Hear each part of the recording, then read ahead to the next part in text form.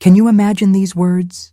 Those were the last words my father said to me before he shoved me into an October storm and locked the door behind me. Get out of my house. I don't need a sick daughter. I was 16 years old. I had no coat, no phone, no money, just a school backpack with algebra homework inside and rain already soaking through my sneakers. 3 hours later, the police called him, and when he heard what they said, his face went white as a ghost. I didn't see his face go white. I wasn't there to enjoy it. I was outside, swallowing the taste of metal that comes right before you cry, blinking rain out of my lashes like it was trying to drown me on purpose. October, rain is not the gentle kind. It needles. It stings.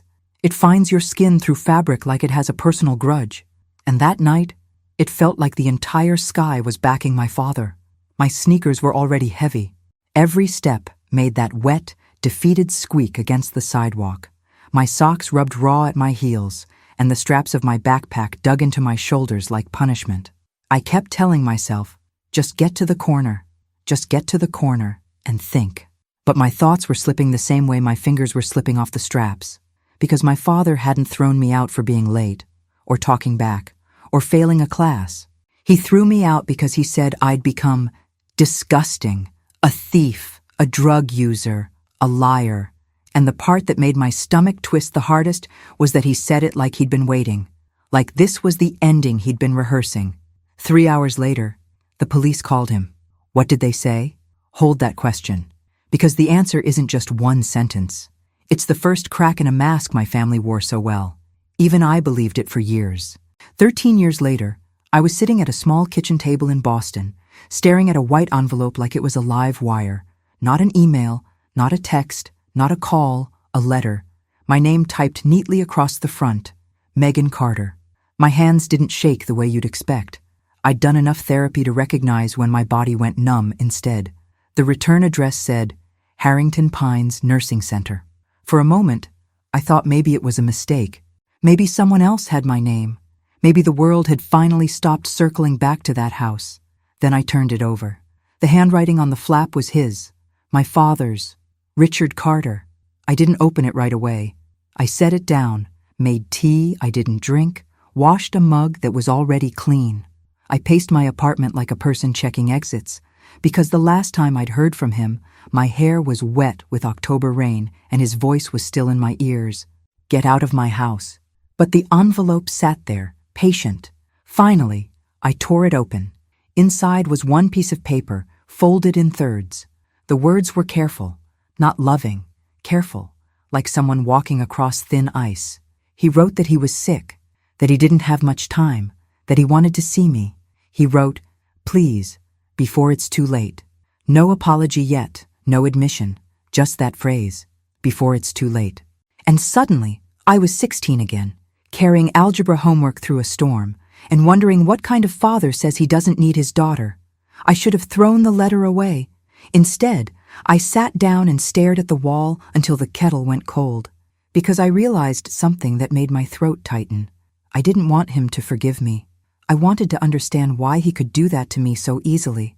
And if I was honest, if I said the quiet part out loud, there was another reason the letter scared me. My father had always been stubborn, proud, the kind of man who treated apologies like weakness. So why now? What did he want to say at the end of his life that he couldn't say when I was dying in the rain? To answer that, I have to take you back. Not to some vague, when I was young, to a specific night, a specific hour, a specific lie. Because what happened to me wasn't a misunderstanding. It wasn't family drama. It was an operation, and it started inside our house, warm, dry, bright, while I was being accused of things I didn't even understand yet. It was a Thursday, mid-October, the kind of day that gets dark early, the kind where the air tastes like leaves and cold metal. I remember the clock in the kitchen, 7:18 p.m.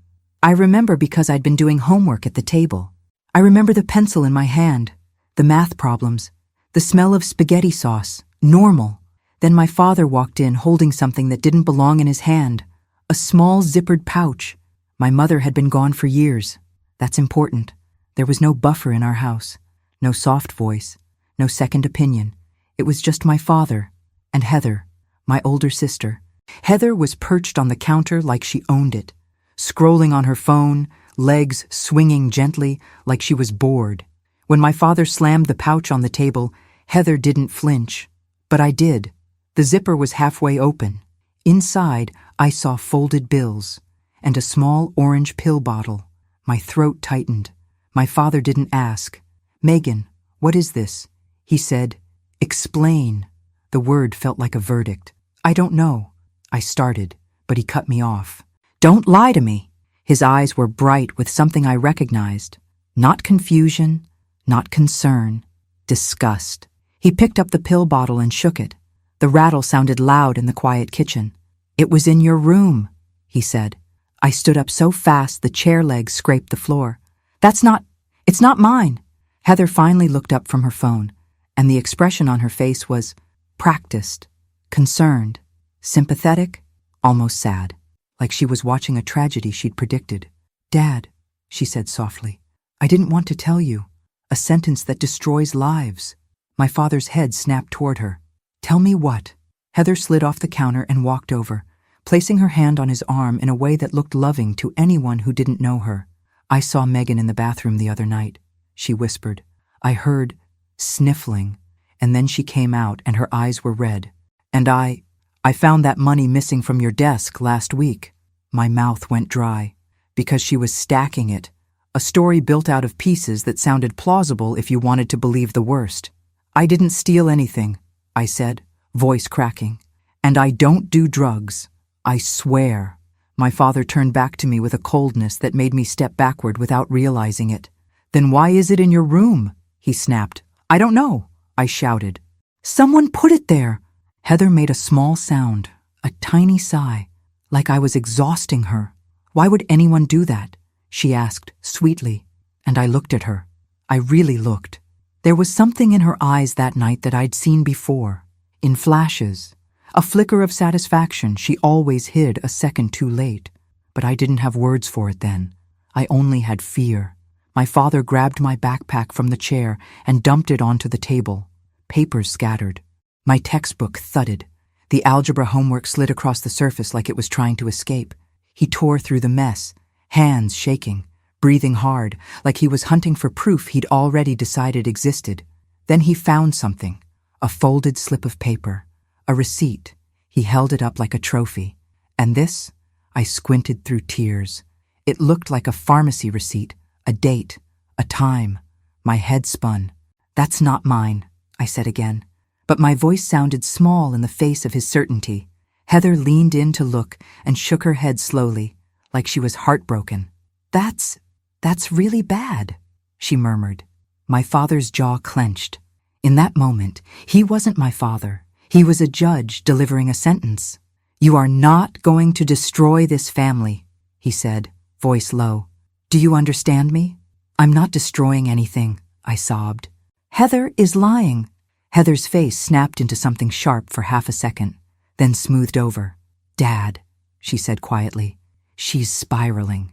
She needs help." Help. That word should have meant care. In our house, it meant control. Because there was one other thing you need to know about me at 16. My grandmother had left me money. A trust fund. Not $1 million. Not movie star money. But enough to matter in a house where my father liked to feel powerful. $45,000.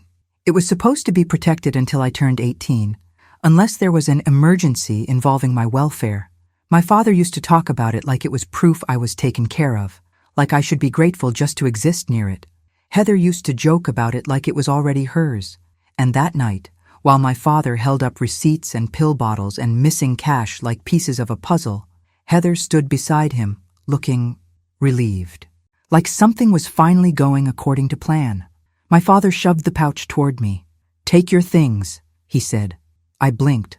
"What?" "You heard me. Get out." He marched to the front door, yanked it open. A blast of rain and wind hit the hallway so hard it slapped my face. I stood frozen, my brain refusing to accept reality. "Dad, please," I begged. "I'm sick." "It's cold." He turned on me with a rage that didn't match the moment, like this had been brewing for years. "I don't need a sick daughter," he said. "Not in my house." Then he grabbed my arm, shoved me forward, and the next second my feet were on the porch, the storm swallowing me whole. The door slammed, the lock clicked, and behind the glass I saw Heather's silhouette, just for a second, still, watching. Outside, the world was noise, rain pounding, wind howling, tree branches scraping like nails. I banged on the door until my knuckles burned. "Dad!" I screamed. "Please!" Nothing. My breath came out white in the porch light. My body started to shiver fast, the kind that hurts. I stumbled off the porch and into the rain, one hand clamped around my backpack strap like it was a lifeline. I didn't have a phone. My father had taken it months earlier because my grades were slipping. I didn't have a coat because I hadn't planned to be homeless at 7:24 p.m. I walked. I don't even remember choosing a direction. I just moved because standing still felt like dying. And the longer I walked, the more my thoughts narrowed into one desperate question. If my own father believes I'm garbage, what will anyone else believe? 3 hours later, the police called him. But before they did, I had to survive long enough to be found. And I almost didn't, because somewhere between the wet sidewalks and the empty streets, my body started to shut down. And that's when the first person who truly saw me, really saw me, stepped into my story. Her name was Patricia Dawson, and she didn't look at me like a problem. She looked at me like evidence. By the time I saw Patricia Dawson, I didn't know her name yet. I didn't know she'd once worked CPS for almost 2 decades, or that she'd developed an almost frightening instinct for when a family story didn't line up with reality. All I knew was this: the world had gone blurry. The streetlights smeared into long, watery halos. My fingers felt like they belonged to someone else. My jaw was clenched so hard my teeth ached, but I couldn't stop shaking. I remember stepping off a curb and misjudging the distance. My ankle rolled. Pain flashed hot. And then, weirdly, nothing. I hit the ground hard enough that my backpack thumped beside me like a second body. Rain slapped my face. I tried to push myself up, but my arms were trembling too much. My palms skidded on wet pavement. I tasted dirt and something coppery at the back of my throat. Somewhere far away, a car slowed. Headlights swept over me, and for a terrifying second, I thought, great. Someone's going to call my father and tell him I'm being dramatic. Then the car stopped. A door opened. Footsteps, quick, purposeful, splashed through puddles toward me. "Hey," a woman's voice said, not soft, not harsh, just grounded. "Hey, sweetheart, look at me." I forced my eyes up. She was in her late 50s, maybe early 60s, raincoat, practical shoes, gray hair pulled into a tight bun like she didn't have time for nonsense. Her face was lined, but her eyes were sharp. She crouched beside me without hesitation, one hand hovering near my shoulder like she didn't want to startle me. "Can you tell me your name?" she asked. My lips moved, but nothing came out at first. My tongue felt thick. Megan, I managed. "Okay, Megan.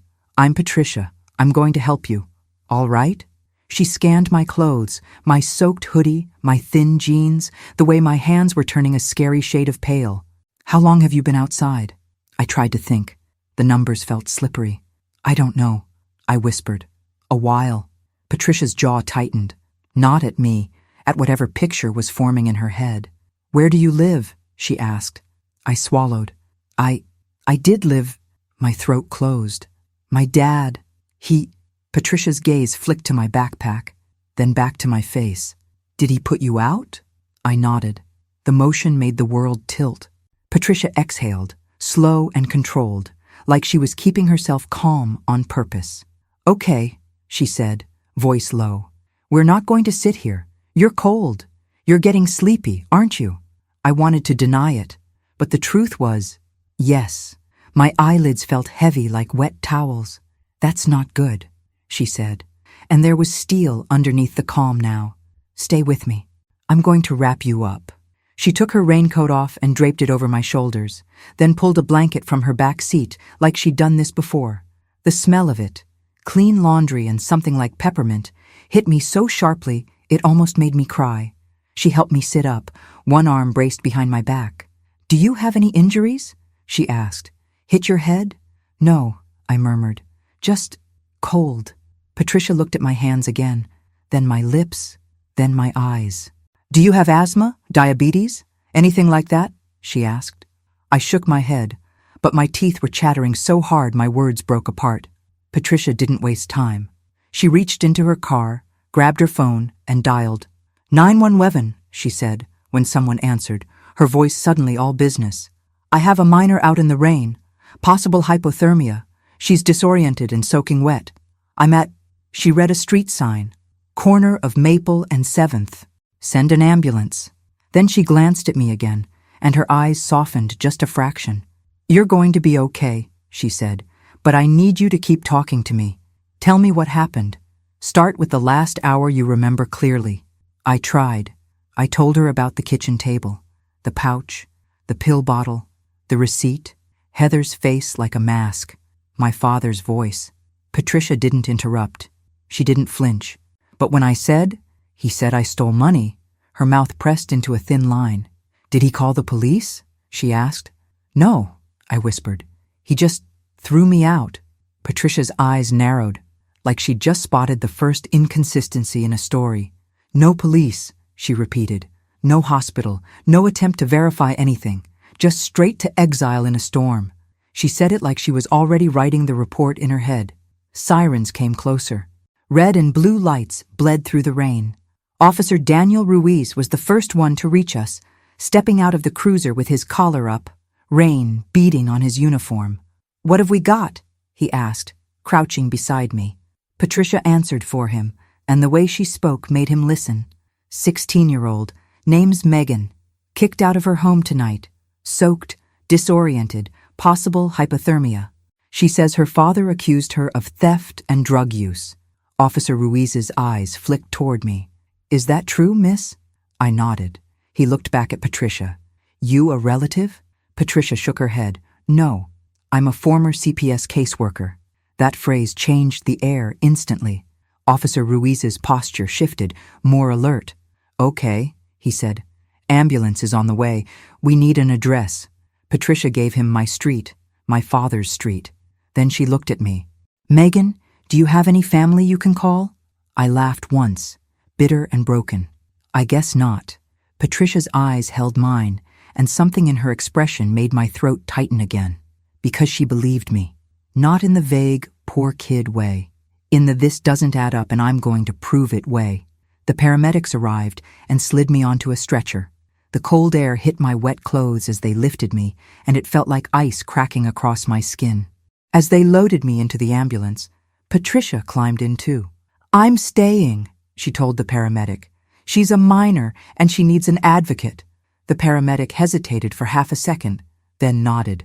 Patricia sat near my head, holding my hand like it was normal. And it was right there, in the flashing lights, with rain hammering the ambulance roof, that she said something that made me focus through the fog. "Megan," she said quietly, "I want you to listen to me. What you're describing, it has patterns." I blinked. "Patterns?" "Yes," she said. "When families accuse a child with proof that appears conveniently, when they jump straight to punishment instead of asking questions, it's often about something else." I tried to swallow. My throat hurt. Patricia's voice softened, but her eyes stayed sharp.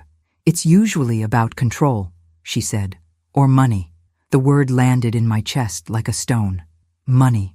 My trust fund flashed in my mind. My grandmother's paperwork, the way my father had once joked. "That'll come in handy for this family someday." Heather's casual laughter when she thought I wasn't listening. I opened my mouth to speak, but the paramedic leaned in. "Temperature's low," he said. "We need to warm her up and get her stable." Patricia nodded. Then she looked at Officer Ruiz through the open ambulance door. "Officer," she called, "I want a welfare check on that home. Tonight?" Ruiz hesitated. "We need cause." Patricia's gaze didn't move. "You have a minor found in the street in an October storm with hypothermia signs," she said. "Calm as a knife. That's cause." Officer Ruiz stared at her for a beat, then nodded. "All right," he said. "We'll go." The doors closed. The siren rose again, and as the ambulance pulled away, I felt my eyes slip, the darkness coming in like a tide. The last thing I saw was Patricia Dawson's face above me, steady, unblinking. "Stay with me," she said. "We're not done." When I woke up, I was under a heated blanket in a hospital bed. My hair was damp, my skin prickling as warmth returned in painful waves. My throat was raw, like I'd been screaming in my sleep. Patricia was still there, sitting in a chair near the bed with a paper cup of coffee in her hands, like she'd been guarding me. "Hey," she said when she saw my eyes open. "Welcome back." I swallowed. "You stayed." Patricia nodded once. "I told you I would." My eyes filled fast and humiliating. "I don't understand," I whispered. "Why would you?" Patricia's gaze held mine. "Because kids don't end up hypothermic in the street because they're bad. They end up there because adults failed them." The words hit so hard I couldn't breathe for a second. And then, like the universe had been waiting for the exact moment I felt seen, the nurse walked in with a clipboard. "Your father's been contacted," she said, brisk. "He's on his way." My stomach dropped. Patricia's hand lifted slightly, palm facing down in a calming gesture. "Okay," she murmured. "This is where we watch carefully. Because a father who truly believed his daughter was a drug-using thief would come in furious, right? Or worried, or something. But Patricia's eyes were on the door like she already knew. Whatever mask Richard Carter put on in public was about to slip. And then, as if on cue, Patricia's phone buzzed. She glanced at the screen. Her expression tightened. And she looked at me and said, very quietly, "They did the welfare check." I stared. "And?" Patricia's voice was low, controlled. "And Officer Ruiz just told me something that makes your father's story impossible." My heart started pounding so hard it hurt. "What did they find?" I whispered. Patricia leaned forward, eyes locked on mine. "First," she said, "I need you to promise you'll let me handle the questions. Because the next few hours are going to decide everything." And before I could answer, footsteps sounded in the hallway. Heavy, fast, angry. The door handle turned, and my father walked in.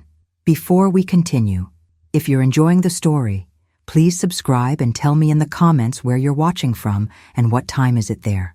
I see everything. Thank you so much for your support. Richard Carter looked like a man auditioning. His hair was wet as if he'd run from his car. His face was tight, eyes wide, concerned, maybe even panicked. But Patricia's gaze didn't soften, because she wasn't watching his face. She was watching what he did first. He didn't rush to me. He didn't grab my hand. He didn't say, "Thank God you're alive." He looked at Patricia, and his eyes, just for a second, went hard. "Who are you?" he demanded. Patricia stood slowly, calm as a wall. "Patricia Dawson, former CPS." My father blinked, and something flickered behind his expression. Not guilt, fear. "Oh," he said, voice too casual. "Well, this is a family matter." Patricia's smile was polite and empty. "No," she said, "a minor found in the street with hypothermia is not a family matter. It's a legal matter." I watched my father's jaw clench. He finally looked at me then, and the look on his face was one I'd seen my whole life whenever he wanted the room to agree with him. Disappointment, disguised as concern. "Megan," he said, voice soft for the nurse, soft for the walls. "Why would you do this?" My chest tightened. "Do what?" He gestured vaguely. "All this. The drama. The lying." Patricia didn't move, but her eyes narrowed. "What did she lie about?" Patricia asked. My father's mouth opened and closed once, like he hadn't expected to be challenged. "She stole money," he said quickly. "And she's been using—" He glanced at me like I was filth. "Substances. We found proof." Patricia's head tilted slightly. "What proof?" "The pills," he snapped. "Receipts, cash missing, and—" He looked at the nurse like he wanted her to be on his side. "She's been sick. She needs help." There it was. Help. Control. Patricia's voice stayed even. "Officer Ruiz did a welfare check on your home," she said. My father froze for half a beat. Then he forced a laugh that sounded wrong in the sterile hospital room. "Of course he did," he said. "And he saw what I saw. A disturbed child. This is why she needs intervention." Patricia didn't blink. He also saw your office desk, she said. My father's smile faltered. And, he challenged. Patricia's eyes were ice. And he saw that the desk drawer you claim was missing cash has a lock. My father's face twitched. A lock that requires a key, Patricia continued, that you keep on your keyring. Silence. I felt my breath catch. My father's eyes flicked to the nurse, then back to Patricia. So, he said, too fast. She could have broken into a locked drawer, Patricia finished, without leaving damage, without a tool, and then returned the lock to perfect condition. My father's throat bobbed. Patricia stepped closer. Officer Ruiz said the lock has no scratches, she said. No pry marks. Nothing. My father's gaze snapped to me again, sharper now, and for the first time I saw it. Not disappointment. Rage that his script was being rewritten. He leaned toward my bed. "Megan, stop this," he hissed under his breath, just loud enough for me to hear. My stomach turned, because this was the version of him only I knew, the private him. Patricia's voice cut through like a scalpel. "Also," she said, "your daughter's room." My father stiffened. "What about it?" he barked. Patricia's expression didn't change. "The pouch you claim was found in her room," she said. "Was not hidden. It was placed." My father scoffed. "That's ridiculous." Patricia's eyes held his. "It was sitting on top of her laundry basket," she said. "Centered, visible, like a prop." The nurse's eyebrows lifted. She looked between them, uncomfortable now. My father laughed again, but his laugh cracked at the end. "You people don't understand," he said. "Heather, my other daughter, she saw her acting strange. She warned me." Patricia nodded slowly, like she was letting him talk. "Oh," she said. "Heather warned you." My father relaxed a fraction, thinking he'd regained control. "Yes," he said. "Heather is responsible. She cares. She's trying to protect this family." Patricia's gaze shifted to me briefly, then back to him. "Then you won't mind if we speak to Heather," she said. "Separately." My father's eyes narrowed. "She's at home." Patricia's mouth tightened. "She's at home," she repeated. "Alone." My father's voice sharpened. "What are you implying?" Patricia took a breath, measured. "I'm implying that when a child is scapegoated, there's usually a golden child," she said quietly. "And when proof appears like props, it's often planted by someone who benefits." My father's face went pale, then flushed. "That's insane," he snapped. "Heather would never—" Patricia didn't raise her voice. "Then you have nothing to fear," she said. "We'll talk to her. Officer Ruiz is already there." My father's eyes widened. Patricia watched him carefully, and that's when the microsignal flashed across his face. Not outrage that his daughter was accused unfairly, not urgency to clear this up, just one thing: panic. His phone rang. The sound was loud in the room. He stared at the screen like it was a gun pointed at him. Then he answered, and his voice went too bright. "Hello?" We couldn't hear the officer's words, but we didn't need to, because I watched my father's face change in real time. His lips parted. His eyes went unfocused. His skin drained. He whispered, "What?" Then, louder, "No, that's—" He stopped, swallowed. His gaze flicked to Patricia, sharp, accusing, like she'd orchestrated everything. Then he said, very quietly, "Are you sure?" A long pause.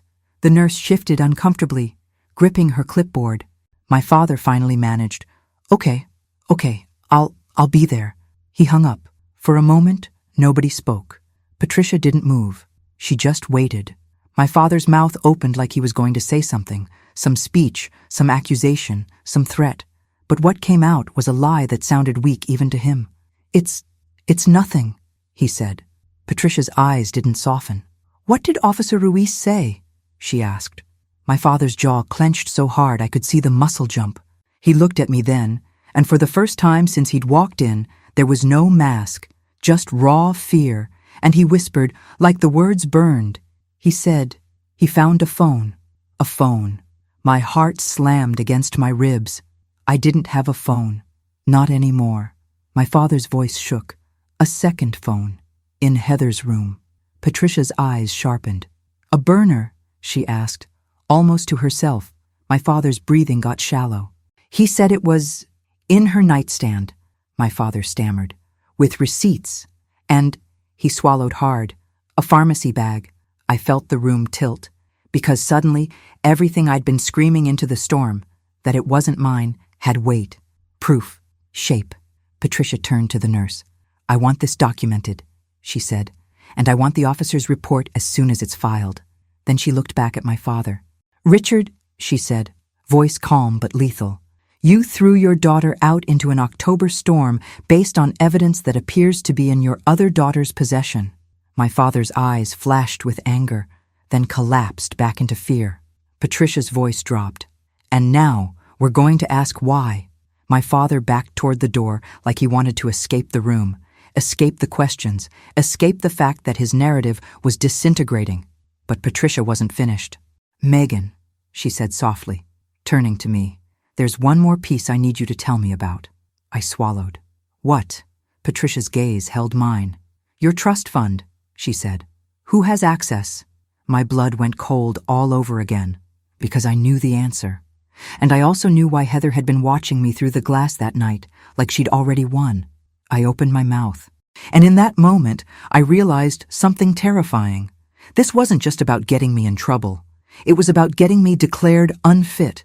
Because if I was sick, if I was using, if I was a danger, someone else could take control of what belonged to me. And Heather had always wanted what was mine. Patricia leaned closer. Voice a whisper, meant only for me. Tell me everything, she said, from the beginning. Every time Heather smiled when she shouldn't have, I stared at my father, who couldn't meet my eyes, and I understood. The storm wasn't the worst part. The worst part was that my family had turned my life into a case file, and now, for the first time, I had someone who knew how to read it. Patricia didn't ask about my trust fund like it was gossip. She asked like it was motive. Who has access? She repeated, softer this time, like she already knew the answer would hurt. My mouth went dry. At 18, it was supposed to be mine, I said. But there were clauses. If there was an emergency, if I was at risk, if a guardian had to step in. Patricia nodded once. And who is your guardian right now? My father, I whispered. Richard's shoulders tightened like he'd just been slapped. Patricia didn't even look at him. And who has your father's ear? She asked. I didn't want to say it. I didn't want to put Heather's name in the air because once you do that, it becomes real. It becomes an accusation, not just a feeling you swallowed your whole childhood. But Patricia waited, calm, patient, unmovable. Heather, I said. Behind Patricia, my father's mouth opened. Megan, he started. Patricia lifted one hand without turning around, a quiet command, stop. My father stopped. And that moment, watching him obey a stranger when he'd never listened to me, told me everything I needed to know about power. Patricia leaned against the foot of my hospital bed. Okay, she said, now we rewind, not to tonight, to the pattern. So I told her.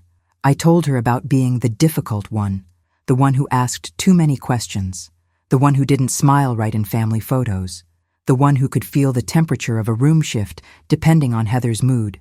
Heather was the golden child. Straight A's, polite laugh, perfect posture at church. The kind of daughter my father liked to show off like a trophy. I was the one he tolerated. He didn't hit me. He didn't scream every day. That's the kind of thing that makes people doubt you later. It was quieter than that. He'd forget my birthday but remember Heather's academic awards night. He'd call me dramatic when I cried, but call Heather sensitive when she did. And Heather learned early that if she made me look unstable, she looked even more stable in comparison. Patricia listened like she'd heard it 100 times, and that somehow made it worse, because it meant my family wasn't special, just predictable. Any boyfriend? Patricia asked. Friends of Heather's around the house? I swallowed. Kyle. Patricia's eyes sharpened. Kyle who? Kyle Bennett, I said. Heather's boyfriend. He was always around. Too comfortable. Like he was already part of the family. My father's jaw clenched. Kyle is a good kid. Patricia turned her head slightly now, just enough that my father saw her expression. Good kids don't end up tied to burner phones in minors' bedrooms, she said. The words hit the room like a door slamming. Richard flinched. And for the first time, I saw him as something other than my father. I saw him as an adult man who'd made a choice. Because even now, standing in a hospital room with a nurse nearby, with Patricia and police involved, he was still trying to protect Heather's story, not mine. Patricia stood. "Officer Ruiz is bringing in a detective," she said. "This is beyond a welfare check now." As if on cue, the door opened again. Officer Daniel Ruiz stepped in, rain gone from his collar now, but his expression heavier. Behind him was a woman in plain clothes, hair pulled back, a folder tucked under her arm. Her eyes were direct and tired in the way people get when they've seen the same lie dressed up in different outfits. "Detective Angela Brooks," Officer Ruiz said. Detective Brooks nodded once to Patricia, then looked at me. "Megan," she said, voice steady, "I'm sorry you're going through this. I need to ask you some questions, and I need you to be honest, even if it's messy. Okay?" I nodded. Brooks opened her folder and clicked a pen. "Your father says he found pills and cash in your room," she said. "You say it wasn't yours." "It wasn't," I said. My voice shook, but I held her gaze. "I've never done drugs. I've never stolen from him." Brooks didn't react, but her eyes flicked briefly to my father, like she was cataloging his posture, his breathing, the way his hands were clenched, like he wanted to squeeze the truth into a different shape. "We recovered a second phone," Brooks said. "A prepaid device. No contacts saved, but it has call logs and messages. It was in Heather's nightstand." My father made a sound, half protest, half panic. Brooks ignored it. "We also found pharmacy packaging," she continued, "and printed receipts that match what you described on the kitchen table." My stomach rolled. Brooks leaned in slightly. "Megan, have you ever seen that phone before?" "No," I whispered. "Has Heather ever handled your father's office keys?" Brooks asked. I glanced at my father. His eyes warned me without words. "Yes," I said anyway. She uses his office sometimes. She helps him organize paperwork." Brooks's pen moved. "And Kyle?" I hesitated. "He's always over. He was around the night I got kicked out. He laughed when my dad was yelling, like it was a show." Detective Brooks's gaze sharpened, and I could tell she'd locked onto something. "Okay," she said. "Here's what we do next." She laid it out like a staircase, step by step, not emotion, procedure. "First," she said, "we confirm the so-called missing cash situation. Your father claims money went missing from a locked desk drawer." Patricia's eyes stayed on my father. "The lock has no damage," she reminded Brooks. Brooks nodded. "Right, so we photograph it. We document the absence of forced entry. That's step one. Inconsistency." My father shifted. "Second," Brooks continued, "we pull your father's bank transactions for the week. Not to invade, because there's an allegation involving theft and a minor. We compare what he claims is missing to what actually moved." My father opened his mouth. Patricia cut in, calm and lethal. "He can refuse. And then we subpoena." Brooks didn't blink. "Exactly." "Third," Brooks said, tapping her folder, "we go to the pharmacy listed on the receipts. We request transaction logs, date, time, register number. Most places keep them. If the receipt is real, it matches a record." My throat tightened. I pictured Heather's face in the kitchen, her soft voice, her performance. Brooks looked at me. "Do you remember the date on the receipt?" "It was today," I said. "Tonight." Brooks nodded. "Good. Fresh logs." "Fourth," she continued, "we pull security footage. Pharmacy, maybe convenience store. Anywhere the receipts and packaging came from. We look for who purchased it and what they paid with." My heart started pounding, because suddenly the truth wasn't something I had to convince people of. The truth was something that could be found. "Fifth," Brooks said, "the phone. A burner doesn't exist for no reason. We extract the data, call logs, texts, timestamps, cell tower pings if possible." Patricia's eyes flicked to me. "That's your trail," she murmured. Brooks's pen paused. "And sixth," she said, voice lowering, "we identify the benefit. Why frame you? What's the payoff?" I swallowed hard. "The trust fund," I whispered. $45,000. Brooks didn't look surprised. That was the worst part. She just wrote it down like it was the missing puzzle piece clicking into place. Okay, she said. Then we look at any legal steps already taken. Has anyone contacted the trustee? Has anyone talked about emergency guardianship? An involuntary hold, rehab. My father's head snapped up. No one is doing that, he said quickly. Too quickly. Brooks stared at him. Then you won't mind me checking, she said. The nurse shifted again, discomfort growing in the room like static. Patricia turned to me. Megan, she said gently, I need you to tell Detective Brooks something very specific. Did Heather ever talk about your trust fund like it was hers?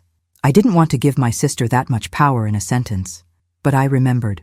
Heather standing in my doorway months earlier, twirling a pen between her fingers, smiling like she was already reading the ending.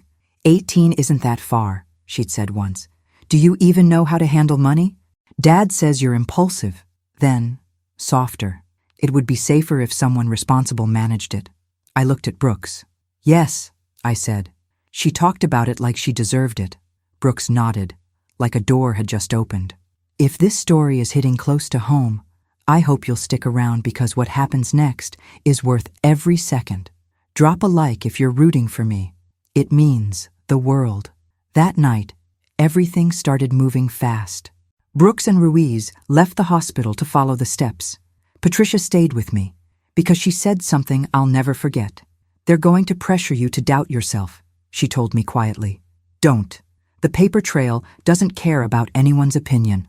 I stared at the ceiling tiles, trying to breathe through the tremors. My father lingered in the corner, pretending he was worried, but he kept checking his phone, waiting. An hour later, Detective Brooks came back. Her expression had changed, not triumphant, not angry, focused, like the ground beneath the lie was starting to crumble. We pulled the pharmacy logs, she said, standing near my bed. The receipt is real. My heart jumped.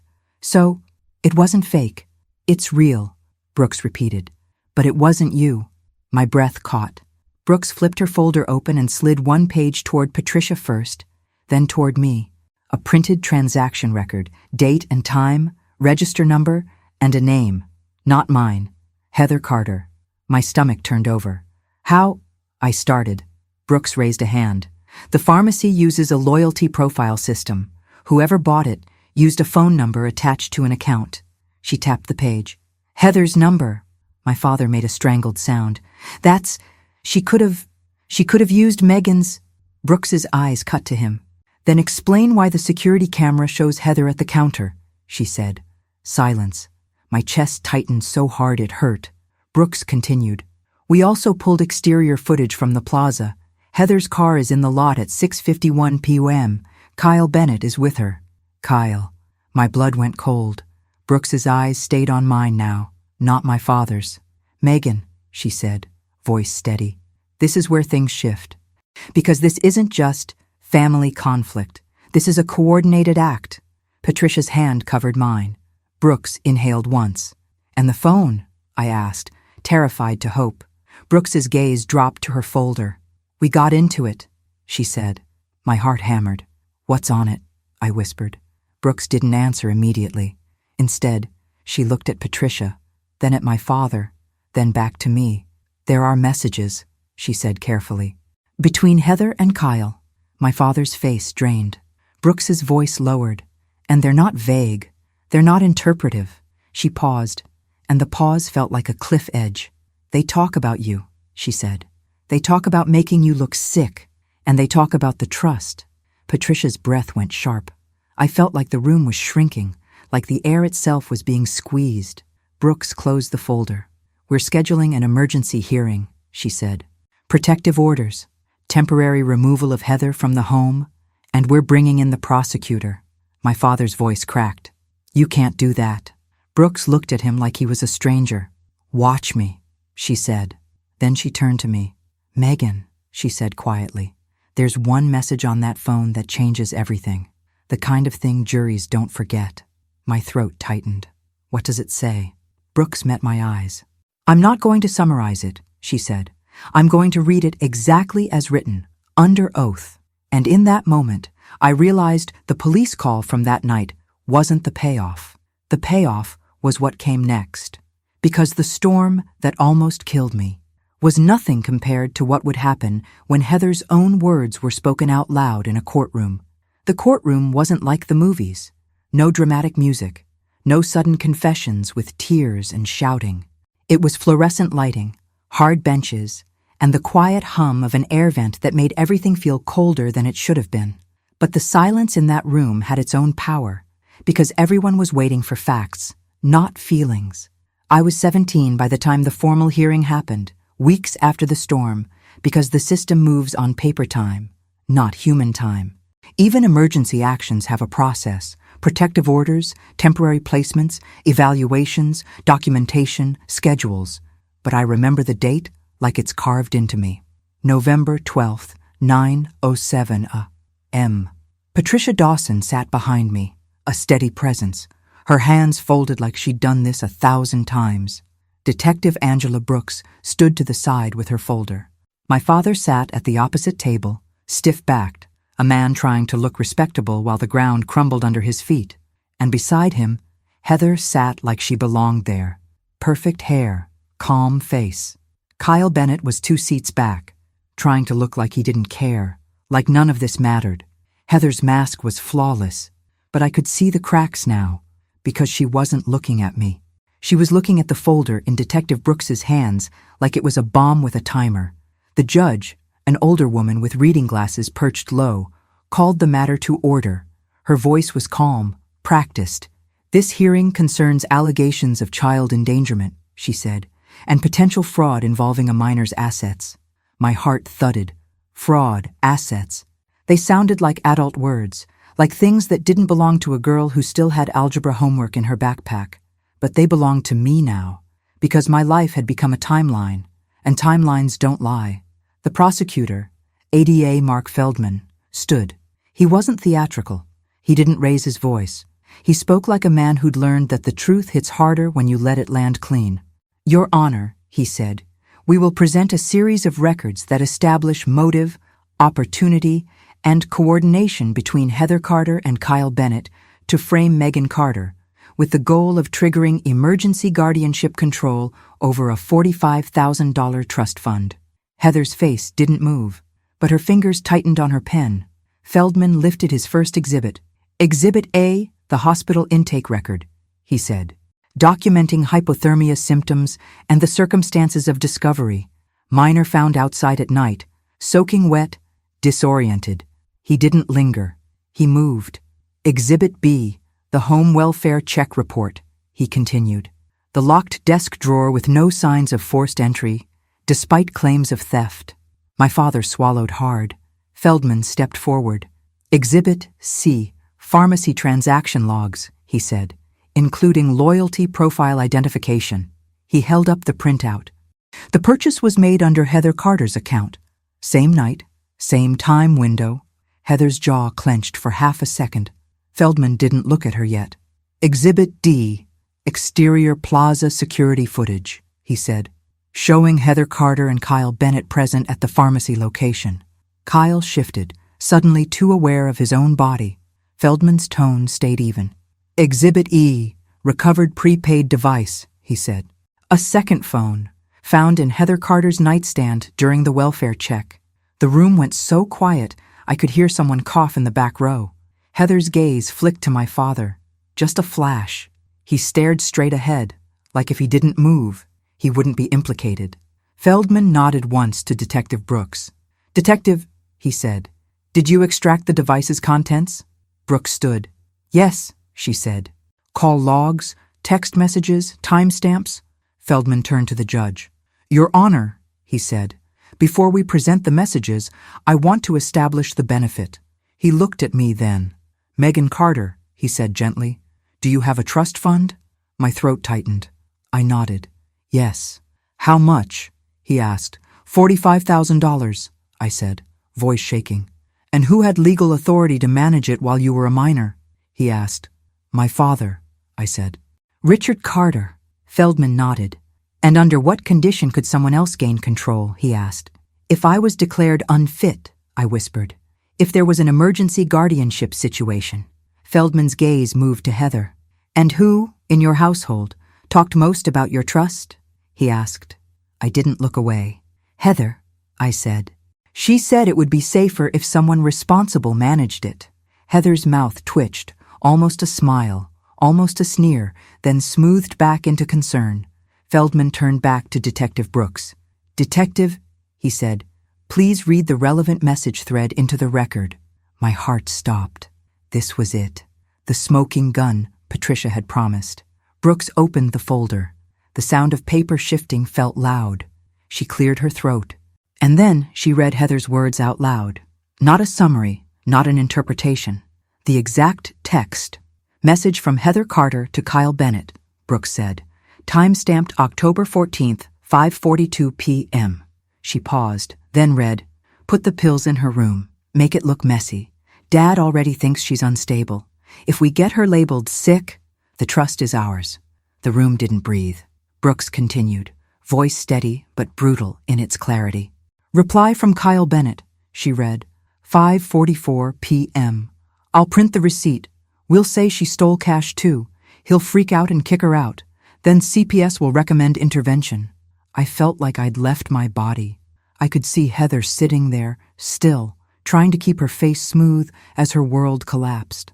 My father made a low sound, like something tearing inside him, but it was too late. Brooks read one more. Message from Heather Carter, she said. 6:03 p. She won't survive the night outside. Don't worry. Even if she does, she'll be too scared to fight. A single, sharp inhale cut through the courtroom. Someone behind me whispered, "Oh my God!" Heather's eyes darted now, not calm anymore, not perfect, panicked. The judge's face had gone stone hard. Feldman didn't gloat. He simply let the words sit in the air like smoke. Then he turned to the judge. Your Honor, he said, this establishes coordination, intent, and motive. We request immediate protective orders, removal of Heather Carter from the residence, and referral for criminal proceedings regarding fraud and child endangerment. Heather finally moved. She stood abruptly, chair scraping. That's not, she started, voice cracking for the first time. That's not what I meant. The judge raised her hand. Sit down, she said. Heather froze, then sat. Kyle looked like he wanted to disappear into the wall. My father didn't look at Heather. He didn't look at me. He stared at the table as if he could undo time by sheer force of will. But you can't unread a text message. You can't unhear a plan spoken under oath. The judge spoke again, voice controlled. Based on the evidence presented, she said, I am granting the protective order. Heather Carter is to have no contact with Megan Carter effective immediately. Heather's face went white. The judge continued. Megan Carter will be placed temporarily under the supervision of Patricia Dawson pending placement review, and the trust fund will be safeguarded with an independent trustee until Megan Carter reaches majority. Patricia's hand squeezed my shoulder. Tears burned my eyes. The judge's gaze turned to my father. Richard Carter, she said, your actions constitute reckless endangerment of a minor. I am referring this to the appropriate agencies for review of custody and liability. My father's lips parted. Your Honor, he began. The judge's voice cut clean. You had a duty, she said. You chose cruelty. And just like that, the story he'd tried to tell about the sick daughter and the responsible sister collapsed into ash. Heather didn't go to prison that day. That's not how it worked. But she was convicted later. Probation, court-mandated counseling, and legal restrictions that followed her like a shadow. Kyle faced consequences too, less severe than he deserved, in my opinion, but enough to break the cocky grin off his face forever. My father lost custody. He was held accountable. And me, I got something I'd never had in that house. A chance. Patricia didn't just take me in. She taught me how to name what had happened, how to document, how to advocate, how to stop apologizing for existing. She showed me that survival isn't just breathing. It's reclaiming your story with evidence. 13 years later, back in Boston, I reread my father's letter. Please, before it's too late. I could have ignored it. That would have been the cleanest revenge, silence. But I didn't want revenge anymore. I wanted closure on my terms. So I went. Harrington Pines smelled like disinfectant and old carpet. The lights were too bright.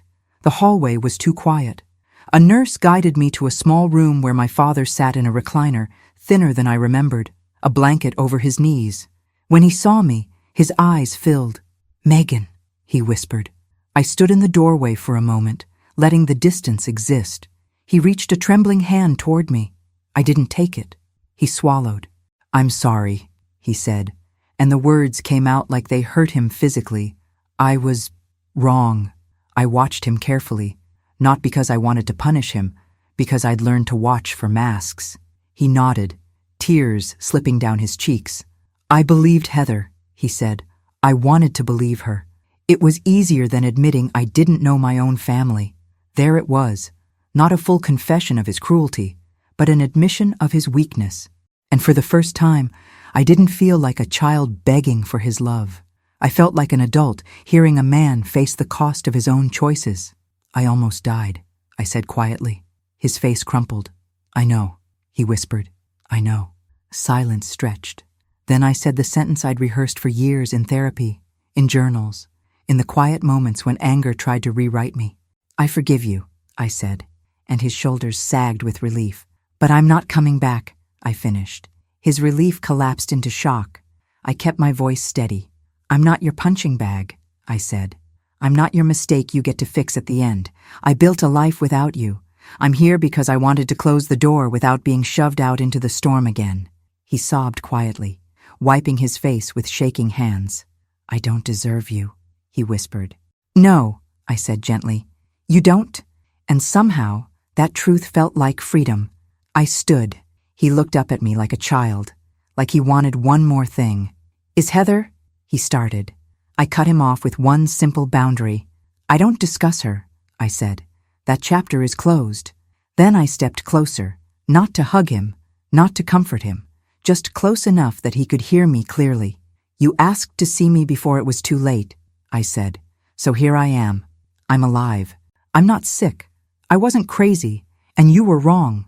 He nodded, tears spilling again. I turned toward the door, and as I walked out, the strangest thing happened. I didn't feel heavy. I didn't feel like I was carrying a storm inside me anymore. Because the truth, the documented, undeniable truth, had done something time alone couldn't do. It had given me back my own reality, and that was the sweetest kind of justice. Thanks so much for watching. More of my most gripping stories are already on your screen. Click one now and don't miss the best part. You will love it. See you in the next story.